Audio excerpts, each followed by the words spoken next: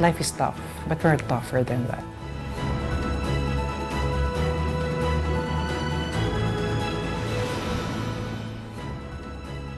You announced on social media that you are cancer-free, correct? Yes. How did that feel? And when you were composing your tweet, what were your, what were you feeling inside? And then nung nag-tweet ka, and how many people reacted? What were they saying to you? Well, they were celebrating the fact that I'm alive for another 5 years and that I'm cancer-free. How many likes? I think I got 6,000 plus for that.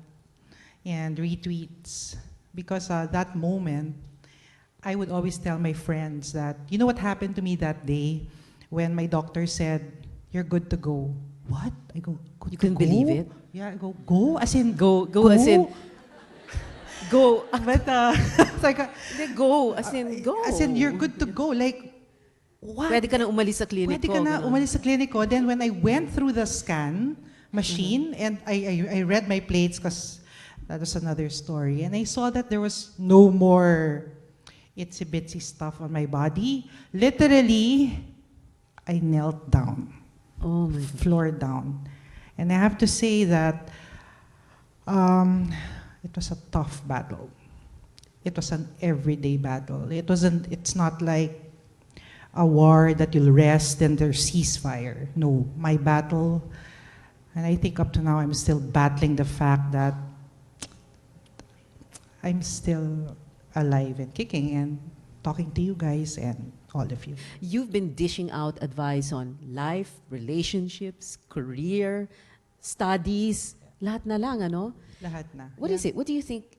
Why do you think people have started asking you questions like that? It's about the life lessons you gave, right? Because of your experience. Yeah, on my interview with the Story of the Filipino, I specifically stated that I know the feeling of someone who needs someone to talk to.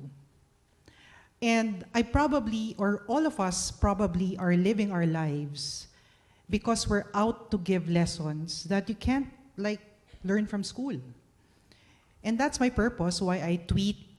They may say it's sentimental tweets or are you undergoing something? No, it's not. It's something that I actually underwent, but I just want to share it because hindi ka nag-iisa yung main message ng mga tweets ko. In 2013, let's go back to that day in 2013 when you first felt that lump in your breast, and you were having a very parang very regular phone conversation, right? No? Yeah. This was a very unexpected moment for you. Can you take us back to that time? So imagine your father called you because of some medical reason. Then the conversation was so long that I had to do this. Parang nangawit ka. Parang You nangawit were na getting ako. tired already. But when I did this, it was like it felt as hard as this table. And so, as a doctor, that was the moment that I felt that I actually regretted me being a doctor, because I knew it was something bad. And when I palpated it, it was as big as what a pelota ball. And I already knew that it was cancer because it had the characteristics that I read in books. And so I immediately called my friend who was my classmate in UST med school, and he told me to have a mammogram. And then when I went to the hospital, imagine that I was standing in front of the mammogram machine with my breast being compressed and my plates were here. And palibasa, I know how to read plates. The first thing I saw was lymph nodes on my left axillary or axilla. And then I almost fainted, and You almost fainted I almost because of what you fainted saw. because of what I saw, because I knew it was cancer. I knew it was bad. And the first thing I told my professors before when they entered the reading room where they read the plates, I told them, how many years? So it was a... Wait, what was their response? Gia, don't think about it. It's not cancer. No, no, no. I saw it, I saw it, I saw it. I was like that. I was already in fight mode immediately. And then so I broke down on the hospital corridors, and I had to wait for a week for the biopsy to come out, only for me to find out it was invasive breast carcinoma. In other words, it was breast cancer. But the denial is not there. It was more of I wanted to fight. I wanted, like I told my friend, Boji, I don't want a biopsy anymore. We all know it's cancer. Then he goes to me, no, Gia, we have to undergo protocol, biopsy. Then who knows it's not cancer? I go, what? You saw naman ang pangit ng bukol, di ba? So it was like nag-aaway kami. Okay. But I had to follow. I had to be a patient. I had to bungee jump from a doctor to a patient. To a patient. And you had to go through, no, actually, you didn't have to go through all those stages. You, diba, a while ago you said you didn't go through denial anymore. You said, yeah, that's cancer. Okay. You jumped. You bungee jumped to the fight mode na. Fight mode. Yeah. Kasi there are 5 stages, hindi ba? 5 stages yan. What are the 5 stages again? It's DABDA, no? It's denial. I forgot the A.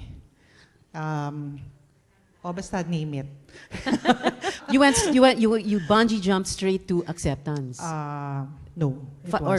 Lampas na. Bungee jumped into Fight mode, like you said. fight mode, and then it reverted back to denial after all my treatments. So fight mode, reverting back to denial, but you were also angry, and you really want. And you said you told your doctors, no, just cut it off. Just cut it off. I don't want any reconstruction. Just cut it off. Okay, you know we're talking about all these the medical terms. We're talking about all these feelings, and there's a reason for this because there's a lesson here about empathy, right? I mean, not everybody has cancer, but every one of us have been sick, and we all know what it feels like to be, you know, when you're sick and your spirit is very willing, but your flesh is very weak. Right. I mean, of course, this is not cancer, but hindi ba? Ganun ang pakiramdam? Yeah. You just wanted to go on. You didn't want to give up.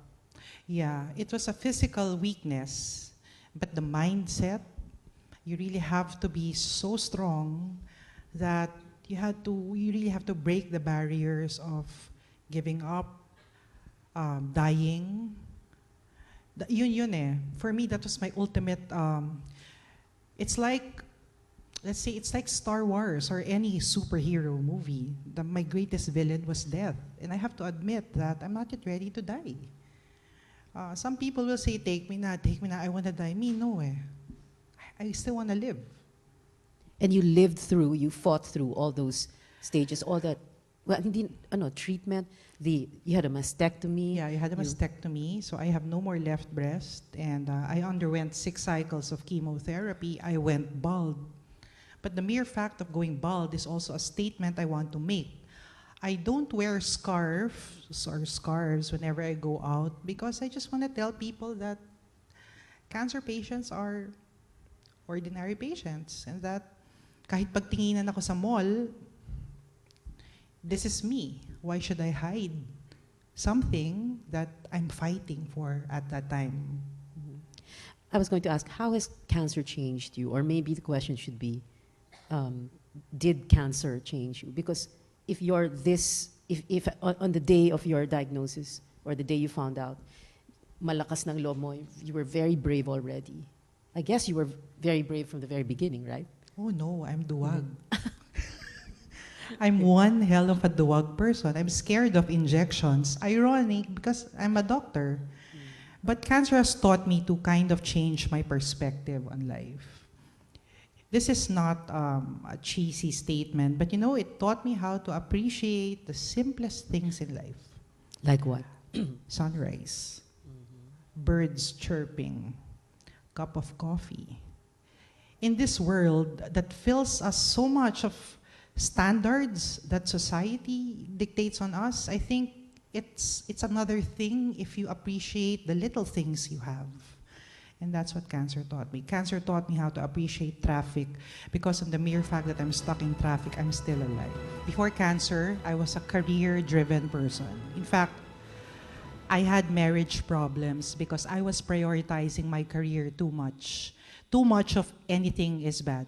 That's what cancer taught me. After cancer, it has shifted my perspective. Family comes first. Work is there. You can easily find work. But when family is gone, that's it. So it has and of course, I prioritized me. Because before cancer, I didn't even care. I wasn't even aware that I was working 24/7. I see patients, but they have a sick doctor. So parang I'm not walking the talk. So those are the things that have changed after my diagnosis. It really hits you on the face that, hey, why are you asking for more when you have this with you at the present? Something like that. Count your blessings, ano? Literally Araw-araw, count oo. talaga your blessings. Because I have a blessing page that no more body pain today, check. So talagang I literally counted it and it worked for me. The Philippines has the highest incidence of breast cancer in Asia, correct? No? What? Yeah, it's on the rise na because I think it's probably because of they say it's lifestyle, diet, and of course the genetic factor is there also. Okay.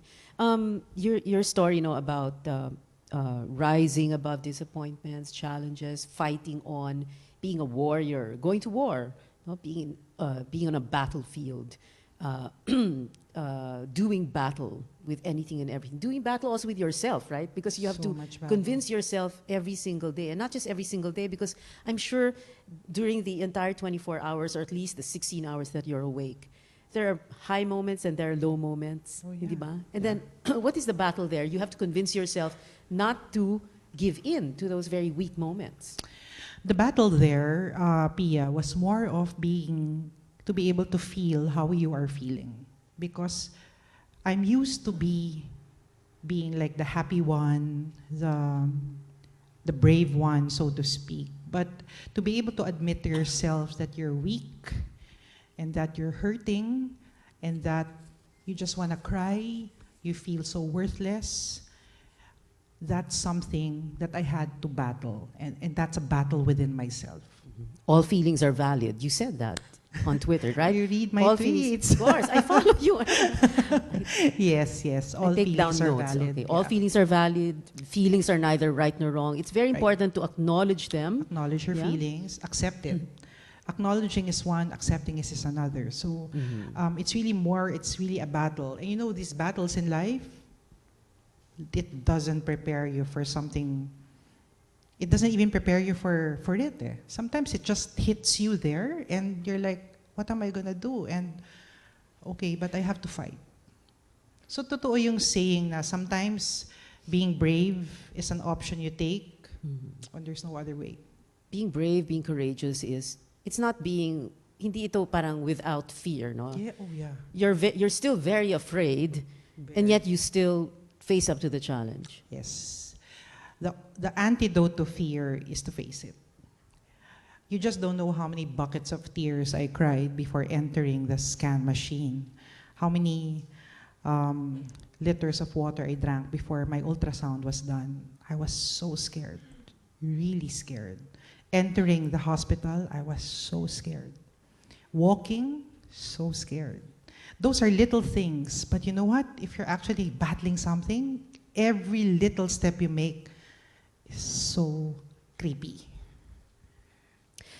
In your Twitter feed, your dear Doc Gia, soon to be, she's going to have an advice column, I think. No, I'm just kidding. But a lot of people tweet her, ask her for advice, and parang ang recurring theme in everything you say to them is, don't let any single event or single moment define you.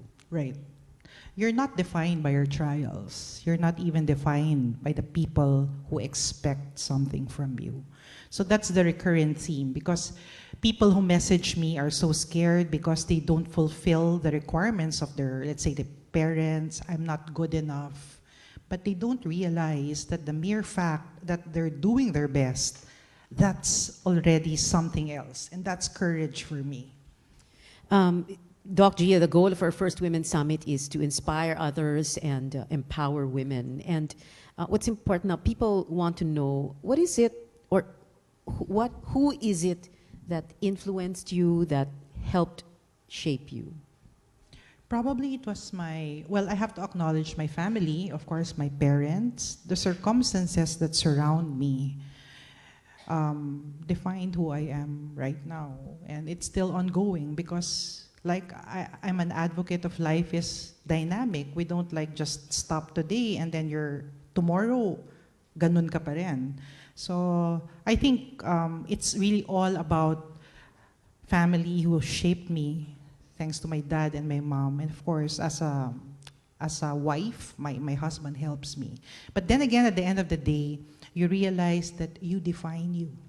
You define you, and at the same time, is the challenge also parang we every day our struggle is to become better versions of ourselves. Yes. But sometimes you need to be the worst version of yourself to realize your capability. And you're so much capable. We're all different, and we're all molded by different challenges in life. I failed a lot. I wanted to be a doctor. I wanted to be in a school that I really wanted, but I had to fight for that. I failed the exams. I didn't even pass my first take of the PRC board exams. It was that difficult. For someone who wanted to become a doctor, pero ang daming, it's like you jump from one, parang it's the sport of that sport. Ano yung sport na yun? Anyway, hurdles, yeah. That thing. Okay. So I keep failing. Sa love, linigawan ko ang husband ko. Like, who said that guys lang ang pwedeng manligaw? Pwede naman ng babae. So, I mean, those are, and of course, I got sick. I got discriminated in the workplace simply because I held a high position that they think that a girl can't do. So those are failures that I consider that has kind of molded me into who I am right now. I'm just a simple girl. I suppose you have conversations like these with your daughters, right? Yeah. How old are they right now? My eldest is 14 and my youngest is 11. What are their names? Gabby and Sarah. So, Gabby and Sarah, take us back first to the time, very briefly, or else baka maiyak na tayo dito. Take us back to the time when you first told them, what did they say? And then now, how are they doing now? When I was diagnosed with cancer, I was open to them. And when I told them I had cancer, the first thing that my eldest told me was, are you gonna die? Is mommy gonna die? Then I told my eldest that mommy's not gonna die. Mommy's gonna fight for you. Anyway, moving forward, when I told them I was cancer-free, I told them, see, mommy keeps her promises. That I told you I was going to stay alive, then I'm actually alive with you guys. You have a website called Sand and Stone, Yeah. Memoirs of Life, Love, and Happiness. Why Sand and Stone? Because I'm a believer of, if you want to wash away things you want to forget, just write them on sand. It gets washed off by the beach.